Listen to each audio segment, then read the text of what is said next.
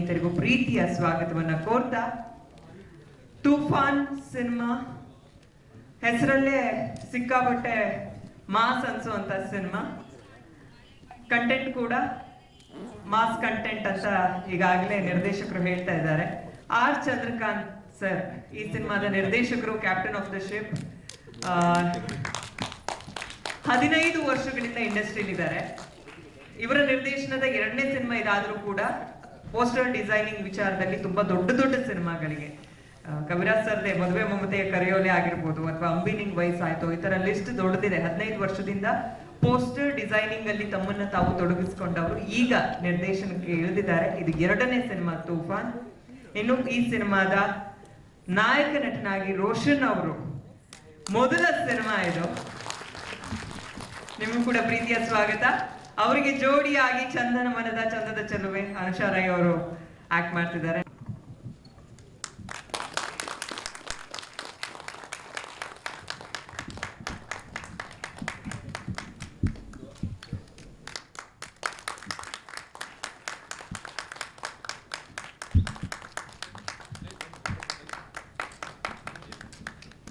KGF ಗಿಂತ ಏನು ಕಡಿಮೆ ಇಲ್ಲ ಅನ್ನಿಸ್ತು. ನೋಡಿದ್ರೆ ಏನೋ ಒಂದು ರೀತಿ ಅದೇ ಏನೋ ಒಂದು ಎನರ್ಜಿ ಬಂದಂಗೆ ಆಯಿತು. ನನ್ನ ಮೂವಿ ನೋಡಿದ್ರೆ ಹೇಗಿರುತ್ತೋ ಅನ್ನಿಸ್ತು. ಆದರೆ ಇಂಥ ಮೂವಿಗಳನ್ನ ನಮ್ಮ ಕನ್ನಡದವ್ರು ಎನ್ಕರೇಜ್ ಮಾಡ್ತಾರಾ?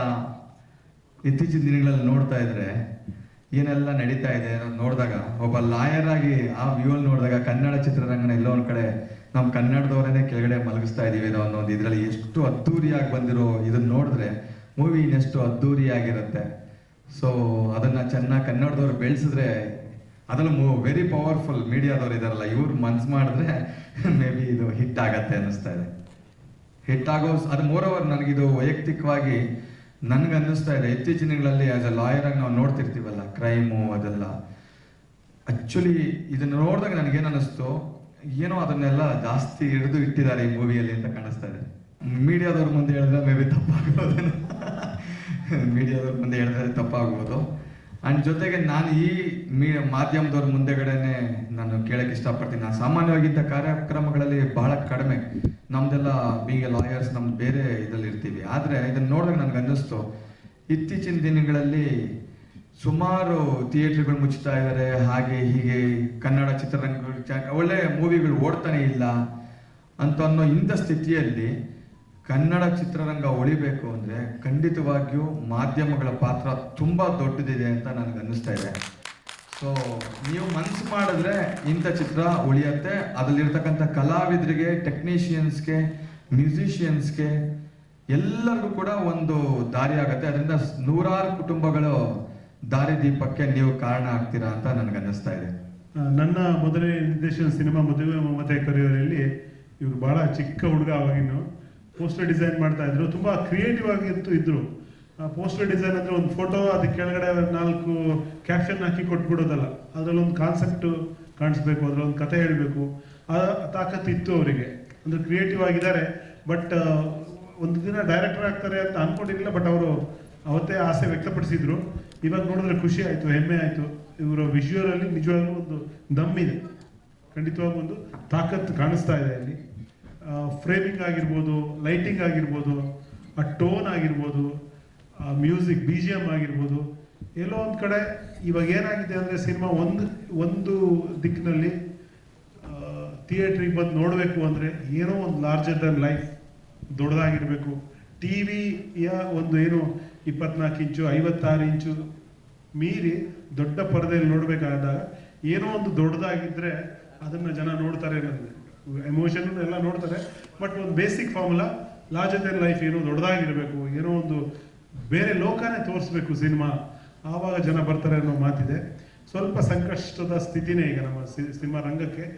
ಅಲ್ಲಿ ನಾವು ನಿನ್ನೆ ಕೂಡ ಮಾತಾಡ್ತಿದ್ವಿ, ಯಾವುದೋ ಒಂದು ಸಿನಿಮಾ ಬರುತ್ತೆ ಎಲ್ಲದನ್ನೂ ಧೂಳು ಎಬ್ಸುತ್ತೆ ಅಂತ. ಈ ಥರದ್ದು ಏನೋ ಬೇಕು ಆ್ಯಕ್ಚುಲಿ. ಈ ಸಿನಿಮಾ ಆ ಸಿನಿಮಾ ಆಗಲಿ, ಜನ ಮತ್ತೆ ಥಿಯೇಟ್ರಿಗೆ ಬರೋ ಥರ ಆಗಲಿ, ದೊಡ್ಡ ಹಿಟ್ಟಾಗಲಿ, ಹೊಸ ಪ್ರತಿಭೆಗಳು ಎಲ್ಲ ಸೇರಿ ಸಿನಿಮಾ ಮಾಡ್ತಿದ್ದಾರೆ. ರಾಜೀವ್ ಅವರಿಗೆ, ನಾವು ರಾಜೀವ್ ಅಂತಿದ್ವಿ ಅವಾಗ, ಅವರು ರಾಜೀವ್ ಆರ್ ಚಂದ್ರಕಾಂತ್ ಆಗಿದ್ದಾರೆ. ರಾಜೀವ್ ಅವರಿಗೆ ದೊಡ್ಡ ಮಟ್ಟದ ವಿಜಯ ಈ ಸಿನಿಮಾದ ಮೂಲಕ ಲಭಿಸ್ಲಿ. ದೊಡ್ಡ ನಿರ್ದೇಶಕರಾಗಲಿ, ಒಳ್ಳೆ ಹೀರೋ ಆಗಿ ಇವರು ಮುಂದುವರಿಲಿ. ಎಲ್ಲ ಕಲಾವಿದರಿಗೂ, ಮೇಡಮ್ಗೂ, ಎಲ್ರಿಗೂ ಇದರಿಂದ ದೊಡ್ಡ ಯಶಸ್ಸು ಸಿಗಲಿ ಅಂತ ಹಾರೈಸ್ತೀನಿ. ಎಲ್ರಿಗೂ ನಮಸ್ಕಾರ. ಮಾಧ್ಯಮ ಸ್ನೇಹಿತರಿಗೆ ಹಾಗೂ ಇಲ್ಲಿ ಬಂದಿರೋಂಥ ಎಲ್ಲರಿಗೂ ನನ್ನ ನಮಸ್ಕಾರ. ಸೊ ನನ್ನ ಹೆಸರು ಪ್ರಮೋದ್ ಜಯ ಅಂತ. ನಾನು ಈ ಹಿಂದೆ ದಿಲ್ಖುಷ್ ಅನ್ನೋ ಒಂದು ಸಿನಿಮಾ ಮಾಡಿದ್ದೆ. ಇದು ಅತಿಥಿಯಾಗಿ ಇನ್ನೊಂದು ಸಿನಿಮಾಗೆ ಫಸ್ಟ್ ಪ್ರೆಸ್ ಮೀಟ್ ಮೇಡಮ್ ನಾನು ಬಂದಿರೋದು. ತುಂಬ ಖುಷಿ ಆಗ್ತಿದೆ. ಕಂಟೆಂಟು ಟೆಕ್ನಿಕಲ್ ಟೀಮ್ ಆಗಲಿ ಮತ್ತು ಡೈರೆಕ್ಟ್ರು ರಾಜೀವ್ ಚಂದ್ರಕಾಂತ್ ಸರ್ ತುಂಬ ಅವ್ರ ವರ್ಕ್ ಏನು ಎಫರ್ಟ್ ಹಾಕಿದ್ದಾರೆ ತುಂಬ ಚೆನ್ನಾಗಿ ಕಾಣಿಸ್ತಿದೆ ತೆರೆ ಮೇಲೆ. ಅದರಲ್ಲೂ ಹೀರೋ ತುಂಬ ಪ್ರಾಮಿಸಿಂಗ್ ಕಾಣಿಸ್ತಾರೆ. ಸಿನಿಮಾ ಅಂದರೆ ಒಂದು ತಂಡದ ವರ್ಕು ತಂಡದ ಎಲ್ಲ ವಿಭಾಗಗಳಲ್ಲೂ ಹೆಂಗೆ ಕೆಲಸ ಮಾಡಿದ್ರೆ ಅಚ್ಚುಕಟ್ಟಾಗಿ ಮಾಡಿದ್ರೆ ಈ ಥರದೊಂದು ಸಿನಿಮಾ, ಈ ಥರದೊಂದು ಟ್ರೈಲರ್ ನೋಡೋಕ್ಕೆ ಸಾಧ್ಯ ಅಂತ ನನಗನ್ಸಿತ್ತು. ಡೈರೆಕ್ಟರ್ ಆಗಿರ್ಬೋದು, ಪ್ರೊಡ್ಯೂಸರ್ ಆಗಿರ್ಬೋದು, ಕಲಾವಿದರಾಗಿರ್ಬೋದು, ಕ್ಯಾಮ್ರಾ ವರ್ಕ್ ಆಗಿರ್ಬೋದು, ಮ್ಯೂಸಿಕ್ ಆಗಿರ್ಬೋದು, ಎಡಿಟಿಂಗ್ ಆಗಿರ್ಬೋದು, ಪ್ರತಿಯೊಬ್ಬರು ತುಂಬ ಚೆನ್ನಾಗಿ ಎದ್ದು ಕಾಣಿಸ್ತಿದ್ದಾರೆ. ಆಮೇಲೆ ರೀ ರೆಕಾರ್ಡಿಂಗ್ ಆಗಿರ್ಬೋದು.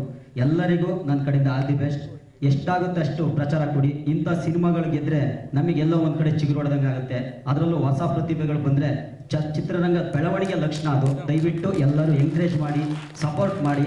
ಎಂದೇನಂತೆ ನಿಮ್ಮ ಪ್ರೀತಿ ಪ್ರೋತ್ಸಾಹ ನಮ್ಮ ಸಿನಿಮಾ ತೂಫಾನ್ ಸಿನಿಮಾ ನಮ್ಮ ಕನ್ನಡ ಚಿತ್ರರಂಗದ ಮೇಲೆ ಇರಲಿ ಅಂತ ಎಲ್ಲ ಕನ್ನಡಿಗರಲ್ಲೂ ಹಾಗೆ ನಿಮ್ಮಲ್ಲಿ ಮನವಿ ಮಾಡ್ಕೊತೀನಿ. Thank you so much. So visual ನೋಡಿದ್ಮೇಲೆ ನಾನೇ ಹೇಳಂಗಿಲ್ಲ, ಎಲ್ಲ ನೀವೇ ನೋಡಿದ್ದೀರಾ. ಬಟ್ ನನಗೆ ತುಂಬ ಪ್ರಾಮಿಸ್ ಅನಿಸಿದ್ದು ಡೈರೆಕ್ಟ್ ಹಾಗೂ ನಮ್ಮ ರೈಸಿಂಗ್ ಸ್ಟಾರ್ ರೋಷನ್ ಅವರು ತುಂಬ ಫೋರ್ಸಲ್ಲಿ ಕಾಣ್ತಾ ಇದ್ದಾರೆ ಅಲ್ಲಿ ಸ್ಕ್ರೀನ್ ಮೇಲೆ. ಸೊ ಎಲ್ಲರಿಗೂ ಆಲ್ ದ ಬೆಸ್ಟ್ ಹೇಳ್ತಾ ಒಳ್ಳೇದಾಗಲಿ. ನಿಜ ಹೇಳಬೇಕು ಅಂದರೆ ಇದು ನನ್ನ ಸಿನಿಮಾ ಅನ್ನೋದಕ್ಕಿಂತ ಇಡೀ ನಮ್ಮ ತಂಡದ ಸಿನಿಮಾ ಅಂತ ಹೇಳಕ್ಕೆ ಇಷ್ಟಪಡ್ತೀನಿ. ಇಲ್ಲಿ ನಾನೊಬ್ಬನೇ ಕೆಲಸ ಮಾಡಿಲ್ಲ, ಪ್ರತಿಯೊಬ್ಬ ಟೆಕ್ನಿಷಿಯನು ಕೆಲಸ ಮಾಡಿದ್ದಾರೆ. ಸೊ ಅವ್ರ ಶ್ರಮವನ್ನು ಒಟ್ಟುಗೂಡಿಸುವ ಪ್ರಯತ್ನ ನಾನು ಮಾಡಿದ್ದೀನಿ ಅಂತ ಹೇಳಕ್ಕೆ ಇಷ್ಟಪಡ್ತೀನಿ. ಫಸ್ಟ್ ಆಫ್ ಆಲ್ ಹೇಳಬೇಕು ಅಂದರೆ ಇದು ಡೈರೆಕ್ಟರ್ ಸಿನಿಮಾ ಅನ್ನೋದಕ್ಕಿಂತ ಟೆಕ್ನಿಷಿಯನ್ ಸಿನಿಮಾ ಅಂತ ಹೇಳಕ್ಕೆ ಇಷ್ಟಪಡ್ತೀನಿ. ಈ ಸಿನಿಮಾನ ಒಂದೇ ಒಂದು ಲೈನಲ್ಲಿ ಹೇಳಬೇಕು ಅಂದರೆ ಒಬ್ಬ ಮಗ ತಂದೆಗೋಸ್ಕರ ಸೇಡು ತೀರಿಸ್ಕೊಳ್ಳೋ ಒಂದು ರಿವೆಂಜ್ ಸ್ಟೋರಿ ಅಂತಲೇ ಹೇಳ್ಬೋದು. ಅಂದರೆ ಒಬ್ಬ ಆ್ಯಕ್ಟ್ರಿಗೆ ಚಾಲೆಂಜ್ ಅನ್ಸೋದು ಡೈರೆಕ್ಟ್ರು ನಮ್ಮ ತಪ್ಪುಗಳನ್ನ ತಿದ್ತಾ ಇದ್ದಾಗ. ಅಂದರೆ ಒಂದೊಂದು ಮೈನ್ಯೂಟ್ ಒಂದು ಬೆರಳಲ್ಲಾಡೋದನ್ನು ಲೆಕ್ಕ ಹಾಕಿ ಅವ್ರು ಇಷ್ಟೇ ಗ್ರಾಮ್ ಲೆಕ್ಕದಲ್ಲಿ ಆ್ಯಕ್ಟಿಂಗ್ ತೆಗೆದಾಗ ಅದರಷ್ಟು ಖುಷಿ ಯಾವುದೂ ಇಲ್ಲ. ಅಂದರೆ ಅವತ್ತು ನೈಟು ತುಂಬ ಚೆನ್ನಾಗಿ ನಿದ್ದೆ ಬರುತ್ತೆ. ಯಾಕೆಂದರೆ ನಮಗೆ ತುಂಬ ಸಿನಿಮಾ ಮಾಡಿದ್ದೀರ ಬಿಡಿ ಸರ್, ಹೆಂಗೆ ಅದು ಅಷ್ಟು ನನಗೆ ಪರ್ಸನಲಿ ನನಗೆ ಖುಷಿ ಕೊಡಲ್ಲ. ನನಗೆ ಡೈರೆಕ್ಟ್ರು ಬೈದ್ರೂ ಪರವಾಗಿಲ್ಲ, ಸ್ವಲ್ಪ ಕಷ್ಟ ಪಡೋ ಥರನೇ ಮಾಡಬೇಕು ಸೆಟ್ಟಲ್ಲಿ, ನನಗೆ ಅದಿಷ್ಟ. ನನಗೆ ಯಾವತ್ತಿದ್ರು ಚಿಕ್ಕವಳಿದ್ದಾಗಿಂದ ಕನ್ನಡ ಮೇಲೆ ಬಹಳ ನನಗೆ ಪಂಚಪ್ರಾಣ. ನನ್ನ ಉಸಿರು ಇರೋ ತನಕ ನಾನು ಬರೀ ಕನ್ನಡ ಮಾತ್ರ ನಿರ್ಮಾಪಕಿ ಆಗ್ತೀನಿ ವಿನಃ ಬೇರೆ ಯಾವ ಭಾಷೆಯಲ್ಲಿ ನಾನು ನಿರ್ಮಾಪಕಿ ಆಗಲ್ಲ. ಎಲ್ಲ ನಾನೆಲ್ಲರಿಗೂ ಕೈ ಮುಗಿದು ಕೇಳೋದು ಒಂದೇ ಅಂದರೆ ಬೆಳೆಸ್ರಿ, ಬಡವ್ರ ಮಕ್ಕಳನ್ನ ಬೆಳೆಸ್ರಿ. ತಂದೆ ತಾಯಿ ಇಲ್ಲದ ಮಗ ನಾನು ಒಂದು ವಜ್ರ, ಆ ವಜ್ರವನ್ನು ಎಲ್ಲರೂ ಕನ್ನಡಕ್ಕೆ ಮೀಸಲಿಟ್ಟಿನಿ, ಅವ್ರ ಮಡಿಲೆಲ್ಲ ಹಾಕಿನಿ, ಬೆಳೆಸ್ರಿ ಎಲ್ಲರಿಗೂ ನಾನು ಕಳಕಳಿಯಿಂದ ಕೇಳೋದು. ಕನ್ನಡ ಅಭಿಮಾನಿಗಳು ಭಾಳ ಪುಣ್ಯವಂತರು. ನಾವು ಇಲ್ಲಿ ಹುಟ್ಟಬೇಕಾದ್ರೆ ನಾವು ಭಾಳ ಪುಣ್ಯ ಮಾಡಿದ್ದೀನಿ. ನಾನು ಉಸಿರು ಇರೋ ತನಕನೂ ನಾನು ಯಾವತ್ತಿದ್ರು ಚಿರಋಣಿ. ಎಲ್ಲರಿಗೂ ನನ್ನ ನಮಸ್ಕಾರ. ಆ್ಯಕ್ಚುಲಿ ಇವಾಗ ಭಯ ಆಗ್ತಾ ಇತ್ತು ನನಗೆ. ಕಾರಣ ಏನು ಅಂದರೆ ಕೆಲವು ಸಿನಿಮಾಗಳಲ್ಲಿ ಹೋಗಿ ಪಾತ್ರ ಮಾಡಿದಾಗ ಕ್ಯಾರೆಕ್ಟರ್ ಬಗ್ಗೆ ಹೇಳಿ ಬಂದ್ಬಿಡ್ತಿದ್ವಿ. ಇವಾಗ ನಮ್ಮ ರಾಜೀವ್ ಚಂದ್ರಕಾಂತ್ ಅವ್ರ ನಿರ್ದೇಶಕರು ದೊಡ್ಡ ಜವಾಬ್ದಾರಿ ಹಾಕ್ಬಿಟ್ಟಿದ್ದಾರೆ ತಲೆ ಮೇಲೆ. ಈ ದೊಡ್ಡ ಮಾತು ಕೇವಲ ನನಗೆ ಭಯ ಆಗ್ತಾ ಇದೆ. ಒಬ್ರು ಹುಚ್ಚು ಏನಂದ್ರೆ ಒಂದು ಸಿನಿಮಾ ಒಂದು ಕನಸು, ಯಾವುದೇ ಒಬ್ಬ ಕಲಾವಿದನಿಗೂ ಒಂದು ಕನಸು. ಬಟ್ ಅದನ್ನ ಕನಸು ಕಂಡು ಎಷ್ಟೋ ಜನ ಬಿಟ್ಬಿಡ್ತಾರೆ ಆಗಲ್ಲ ಅಂತ. ಬಟ್ ಅವ್ರು ಆಗಲ್ಲ, ಏನು ಕನಸು ಕಾಣ್ತಾರೆ ಅದನ್ನ ತೆರೆ ಮೇಲೆ ತರೋದಕ್ಕೆ ಎಷ್ಟೇ ಕಷ್ಟ ಆದರೂ ಪ್ರಯತ್ನ ಪಟ್ಟು ಮುನ್ನುಗ್ತಾರೆ. ಅದು ರೋಷನ್ ಅವರು. ಅನುಷಾ ರಾಯ್ ಕೂಡ ತುಂಬ ಅದ್ಭುತವಾಗಿ ಕಾಣಿಸ್ತಿದ್ದಾರೆ ತೆರೆ ಮೇಲೆ. ಅಶ್ವಿನಾಶನ್ ಅವರು ಹಾಗೆ ನಮ್ಮ ಆತ್ಮೀಯ ಅವರು ಎಲ್ಲರೂ ಇದ್ದಾರೆ. ನಂದೊಂದು ಪಾತ್ರ ಒಂದು ಗಿರಡಿ ಭದ್ರ ಅಂತ ಒಂದು ಪಾತ್ರ. ಈ ಪಾತ್ರಕ್ಕೆ ಅವಕಾಶ ಮಾಡಿಕೊಡೋದಕ್ಕೆ ನಮ್ಮ ನಿರ್ದೇಶಕರ ಥ್ಯಾಂಕ್ಸ್ ಹೇಳ್ತೀನಿ. ಹಾಗೆ ಸ್ಪೆಷಲ್ ಆಗಿ ನಮ್ಮ ಚಿತ್ರಕ್ಕೆ ಒಂದಷ್ಟು ಬೈಟ್ಸ್ಗಳನ್ನು ನಾವು ಚಿತ್ರರಂಗದಲ್ಲಿ ಕೇಳಕ್ಕೆ ಹೋದಾಗ ಎಷ್ಟೋ ಜನ ಒಂದು ನೆಪೋಟಿಸಮು ಹಾಗೆ ನಮ್ಮವರು ಅಥವಾ ಆ ಕಡೆಯವರು ಈ ಕಡೆ ತುಂಬ ರಾಜಕೀಯ ನಡೀತಾ ಇರ್ತವೆ ಇಂಡಸ್ಟ್ರಿಗಳಲ್ಲಿ. ಇದ್ರ ಮಧ್ಯದಲ್ಲಿ ಎಷ್ಟೋ ನಮ್ಮ ಸ್ನೇಹಿತರುಗಳು ಒಂದು ಹೊಸ ತಂಡ ಒಂದು ಒಳ್ಳೆ ಕಂಟೆಂಟ್ ಇಟ್ಕೊಂಡು ಈ ಥರ ಮಾಡ್ಕೊಂಡ್ ಬಂದಿದ್ದಾರೆ ಅಂತ ನೋಡಿದ ತಕ್ಷಣ ತುಂಬ ನಮಗೆ ಸಪೋರ್ಟ್ ಮಾಡಿದ್ರು. ತೂಫಾನ್ ತುಂಬ ಪವರ್ ಪ್ಯಾಕ್ ಇರುವಂಥ ಒಂದು ಟೈಟಲ್, ಪವರ್ ಪ್ಯಾಕ್ಡ್ ಆಗಿರುವಂಥ ಒಂದು ಸಿನಿಮಾ. ಇಂಥ ಸಿನಿಮಾದಲ್ಲಿ ನಾನು ಒಬ್ಳು ಪಾತ್ರಧಾರಿ ಆಗಿರೋದು ತುಂಬ ಖುಷಿ ಇದೆ. ಹಾಗೆ ಈ ಸಿನಿಮಾಗೆ ನನ್ನ ಕ್ಯಾಸ್ಟ್ ಮಾಡಿದ್ದಕ್ಕೆ ಎಂಟೈರ್ ತೂಫಾನ್ ಟೀಮ್ಗೆ ನಾನು ಥ್ಯಾಂಕ್ಸ್ ಹೇಳೋಕ್ಕೆ ಇಷ್ಟಪಡ್ತೀನಿ. ಈ ಸಿನಿಮಾದಲ್ಲಿ ನನ್ನ ಪಾತ್ರ 3 ಶೇಡ್ಸ್ ಇದೆ. ಒಂದು ಇಲ್ಲಿ ನೋಡ್ತಾ ಇರ್ಬೋದು ಕ್ಯೂಟ್ ಆ್ಯಂಡ್ ಇನೋಸೆಂಟ್ ಆಗಿ, ಆ್ಯಂಡ್ ಇನ್ನೊಂದು very brave and bold strong ಆಗಿರುವಂಥ ಒಂದು ಶೇಡ್. ಹಾಗೆ ಇನ್ನೊಂದು ಶೇಡ್ ನೀವು ಸಿನಿಮಾದಲ್ಲಿ ನೋಡ್ಬೋದು, ನಾನೊಬ್ಳು ಮಹಾರಾಜನ ಮಗಳು ಯುವರಾಣಿಯಾಗಿ ಕಾಣಿಸ್ಕೊಂಡಿದ್ದೀನಿ. ಸೊ ಈ ಒಂದು ಪಾತ್ರನ ತುಂಬ ಅದ್ಭುತವಾಗಿ ನಮ್ಮ ಡೈರೆಕ್ಟರ್ ತೋರಿಸಿದ್ದಾರೆ. ಆ್ಯಂಡ್ ಸೆಟಲ್ಲೂ ಕೂಡ ನನ್ನ ಪಾತ್ರ ಅಷ್ಟೇ ಅಲ್ಲ, ಎಂಟೈರ್ ಸೀನ್ಸ್ನ ತುಂಬ ಮೇಕಿಂಗ್ ಇರ್ಬೋದು ಅಥವಾ ಕ್ವಾಲಿಟಿ ಇರ್ಬೋದು ಎಲ್ಲೂ ಕಾಂಪ್ರಮೈಸ್ ಆಗದೆ ವೆರಿ ಕಾಮ್ ಕಂಪೋಸ್ಡ್ ಆಗಿ ನಿರ್ದೇಶನ ಮಾಡಿದ್ದಾರೆ. ಪರಭಾಷೆಗಳ ಮೇಲಿರುವಂಥ ಒಂದು ಪ್ರೀತಿ ವ್ಯಾಮೋಹ ನಮ್ಮ ಕನ್ನಡ ಸಿನಿಮಾಗಳ ಮೇಲೆ ಎಲ್ಲೋ ಒಂದು ಕಡೆ ಕಡಿಮೆ ಆಗ್ತಿದೆ. ಸೊ ದಯವಿಟ್ಟು ಕನ್ನಡ ಸಿನಿಮಾಗಳನ್ನ ನೋಡಿ ಎನ್ಕರೇಜ್ ಮಾಡಿ. ಯಾಕಂದರೆ ನಾವು ನೋಡ್ದಂಗೆ ಬೇರೆ ಸಿನಿಮಾಗಳು ಹೌಸ್ಫುಲ್ ಆಗಿರುತ್ತೆ, ನಮ್ಮ ಕನ್ನಡ ಸಿನಿಮಾ ಮುಂದೆ ಥಿಯೇಟರ್ ಮುಂದೆ ಜನನೇ ಇರಲ್ಲ. ಅದು ನೋಡ್ದಂಗೆ ಮನಸ್ಸಿಗೆ ತುಂಬ ದುಃಖ ಆಗುತ್ತೆ. ಈ ಸಿನಿಮಾ 2 ವಿಷಯಕ್ಕೆ ಗೆಲ್ಲಲೇಬೇಕು. ಅಂದರೆ ಸಾಕಷ್ಟು ವಿಷಯಗಳಿಂದ ಈ ಸಿನಿಮಾ ಗೆಲ್ಲೋದಕ್ಕೆ, ಆದರೆ ಬಹಳ ಮುಖ್ಯವಾಗಿ 2 ವಿಷಯಕ್ಕೆ ಈ ಸಿನಿಮಾ ಗೆಲ್ಲೇಬೇಕು. ಒಂದು, ಕೋಲಾರದ ಯಾವುದೋ ಒಂದು ಮೂಲೆಯಲ್ಲಿ ಯಾವುದೋ ಒಂದು ಹಳ್ಳಿನಲ್ಲಿ ಒಬ್ಬ ಡ್ರೈವರ್ ಆಗಿದ್ದಂತಹ ಆಟೋ ಡ್ರೈವರ್ ಆಗಿದ್ದಂತಹ ಸಾಮಾನ್ಯ ಒಬ್ಬ ವ್ಯಕ್ತಿಯ ಮಗ ಒಂದು ಸ್ಯಾಂಡಲ್ವುಡ್ಡಿನ ಕನಸನ್ನ ಕಂಡು ಬಂದು ಇಲ್ಲಿ ಸಾಕಷ್ಟು ನೋವು ಅವಮಾನ ಎಲ್ಲವನ್ನ ಅನುಭವಿಸಿ ಒಂದು ಪ್ಯಾನ್ ಇಂಡಿಯಾ ಮೂವಿಗೆ ಒಬ್ಬ ನಾಯಕ ನಟರಾಗಿ ನಿಂತ್ಕೋತಾರೆ. ಆ ರೋಷನ್ ಸರ್ಗೋಸ್ಕರ ಈ ಸಿನಿಮಾ ಗೆಲ್ಲಬೇಕು. ಹಾಗೆ ಯಾವುದೋ ಒಂದು ದೊಡ್ಡಿನಲ್ಲಿ ಹುಟ್ಟಿ ಅವರಪ್ಪ ಇವತ್ತು ಮೇಕೆ ಮೇಯಿಸ್ಕೊಂಡು ಕೃಷಿ ಮಾಡಿಕೊಂಡು ಇವತ್ತು ಹೊಲದಲ್ಲಿ ಇರ್ತಾರೆ. ಅಂಥವ್ರ ಮಗ ಒಂದು ಸ್ಯಾಂಡಲ್ವುಡ್ ಅಲ್ಲಿ ಸಿನಿಮಾವನ್ನು ಏನೋ ಒಂದು ಅಚೀವ್ ಮಾಡಬೇಕು ಅಂತ ಬಂದು ಇಲ್ಲಿ ಕಷ್ಟ ಕಾರ್ಪಣ್ಯಗಳು ನೋವುಗಳು ಎಲ್ಲವನ್ನ ನಿಮಗೆ ಗೊತ್ತಿರುತ್ತೆ, ಅದನ್ನೆಲ್ಲ ಅನುಭವಿಸಿ ಇವತ್ತೊಂದು ಈ ಒಂದು ತೂಫಾನ್ ಮೂವಿ ಪ್ಯಾನ್ ಇಂಡಿಯಾ ಮೂವಿನಲ್ಲಿ ಒಬ್ಬ ಮುಖ್ಯ ಖಳನಾಯಕನಾಗಿ ನಿಂತ್ಕೊಂಡಿರುವಂತಹ ಈ ಭೀಷ್ಮ ರಾಮಾಯಣಗೋಸ್ಕರ ಈ ಸಿನಿಮಾ ಗೆಲ್ಲಬೇಕು. ಒಬ್ಬ ಸಾಮಾನ್ಯ ಕಾರ್ಮಿಕನ ಮಗನಿಗೋಸ್ಕರ ಸಿನಿಮಾ ಗೆಲ್ಲಬೇಕು. ಒಬ್ಬ ಸಾಮಾನ್ಯ ರೈತನ ಮಗನಿಗೋಸ್ಕರ ಈ ಸಿನಿಮಾ ಗೆಲ್ಲಬೇಕು.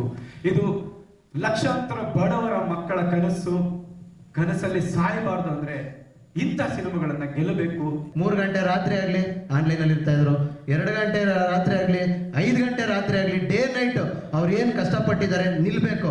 ನಾವಿಲ್ಲಿ ಏನೋ ಮಾಡಕ್ ಬಂದಿದ್ದೀವಿ, ನಾವು ಡೆಫಿನೆಟ್ಲಿ ಹೊಡಿಬೇಕು ಅಂತ ಹೇಳಿ ಹಗಲು ರಾತ್ರಿ ನಾನು ಎಷ್ಟೊತ್ತಾದ್ರೂ ಫೋನ್ ಮಾಡಲಿ, ಅವ್ರು 3 ಗಂಟೆಗೆ ನನಗೆ ಫೋನ್ ಮಾಡ್ರ ರೆಕಾರ್ಡ್ಸು ನನ್ನ ಹತ್ರ ಇದೆ. ಏನು ಮಾಡೋಣ ಹೊಸದಾಗಿ, ಏನು ಮಾಡೋಣ ರೋಷನ್, ಇದು ಮಾಡೋಣ ಅದು ಮಾಡೋಣ, ಪ್ರತಿಯೊಂದು ಸರ್ ನಾನು ನಿಜ ಹೇಳ್ತೀನಿ, ನೀವು ಇದನ್ನ ರೀಚ್ ಮಾಡಲೇಬೇಕು. ಇಂಥ ನಿರ್ದೇಶಕನಿಗೆ ಅವಕಾಶ ಕೊಡಬೇಕು ಸರ್. ಅವ್ರ ಬಗ್ಗೆ ನಾನು ಕುತ್ಕೊಂಡು ಮಾತಾಡೋದಲ್ಲ ಸರ್, ನೀವು ಬೇಜಾರು ಮಾಡ್ಕೊಂಡ್ರೆ ಚಿಂತೆ ಇಲ್ಲ. ಇಂಥ ನಿರ್ದೇಶಕನಿಗೆ ದಯವಿಟ್ಟು ಅವಕಾಶ ಕೊಡಬೇಕು ಸರ್. ಯಾಕೆ ಗೊತ್ತಾ ಸರ್, ನಾನೊಂದು ಇಷ್ಟು ನೊಂದ್ಕೊಂಡು ಹೇಳ್ತಾ ಇದ್ದೀನಿ. ಪ್ರೊಡ್ಯೂಸರ್ ದುಡ್ಡು ಹಾಕ್ಬಿಟ್ರು, ಅಯ್ಯೋ ಥಿಯೇಟರ್ ಕಡೆ ಬರ್ತಾ ಇಲ್ಲ, ಅಯ್ಯೋ ಜನ ಇಲ್ಲ, ಥಿಯೇಟರ್ ಮುಚ್ಚೋಯ್ತು ಅಂದ್ರೆ ಕೊಡಿ ಸರ್ ಇಂಥ ನಿರ್ದೇಶಕರಿಗೆ ಒಳ್ಳೆ ಪ್ರೊಡ್ಯೂಸರ್ ಒಳ್ಳೆ ಬಜೆಟ್ ಕೊಡಿ. ಯಾಕಿಂತ ಔಟ್ಪುಟ್ ಬರಲ್ಲ? ಪ್ರತಿಯೊಬ್ಬರಿಗೂ ಹೇಳೋದು ಅಷ್ಟೇ ಸರ್, ನಿರ್ದೇಶಕ ಗೆದ್ರೆ ಕಲಾವಿದ್ರು ಸರ್. ನಾನು ಪ್ರತಿಯೊಬ್ಬರಿಗೂ ಚಿರಋಣಿ ಆಗ್ತೀನಿ.